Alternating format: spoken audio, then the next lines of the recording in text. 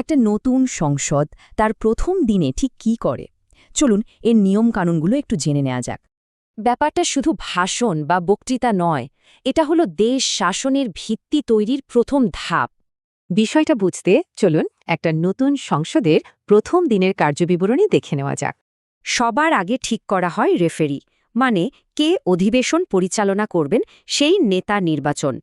এখানে সদস্যরা স্পিকার হিসেবে হাফিজ উদ্দিন আহমেদ এবং ডেপুটি স্পিকার হিসেবে কায়সার কামালকে বেছে নেন। স্পিকারের কাজটা কিন্তু অনেক গুরুত্বপূর্ণ। তিনি নিশ্চিত করেন যেন আলোচনা সুষ্ঠুভাবে চলে। নেতৃত্ব ঠিক হওয়ার পর মনোযোগ দেয়া হয় দেশের ভবিষ্যৎ কর্মপন্থার দিকে। রাষ্ট্রপতির ভাষণে সরকারের ভবিষ্যৎ পরিকল্পনা কেমন হবে তার একটা আনুষ্ঠানিক ধারণা দেয়া হয়। প্রাক্তন নেতাদের সম্মান জানানো হয় শোক প্রস্তাবের মাধ্যমে। এটা সংসদীয় ঐতিহ্যের একটা অংশ। এই সব আনুষ্ঠানিকতার পর্ব শেষ হলেই কিন্তু আসল কাজ শুরু হয়, আইন তৈরির প্রক্রিয়া। আর কাজের চাপটাও বিশাল। আগের সরকারের রেখে যাওয়া ১৩৩টা অস্থায়ী আইন পেশ করা হয়।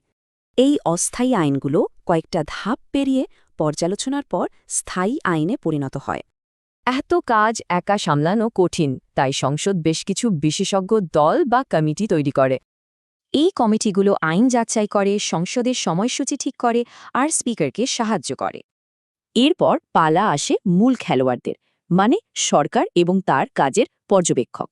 একদিকে সরকার দেশের নেতৃত্ব দেয়, অন্যদিকে বিরোধী দল সরকারের কাজের চুলচেরা বিশ্লেষণ করে। তাহলে দেখা যাচ্ছে প্রথম দিনের এই কাজগুলোই কিন্তু পুরো সংসদের ভিত্তি তৈরি করে দেয়। এই প্রত্যেকটা নিয়মকানুন একটা স্থিতিশীল আর কার্যকর গণতন্ত্র গড়তে সাহায্য করে। প্রক্রিয়াটা হয়তো একটু ধীর, কিন্তু এর ফলেই আইনগুলো স্বচ্ছ ও আলোচনার মাধ্যমে তৈরি হয়।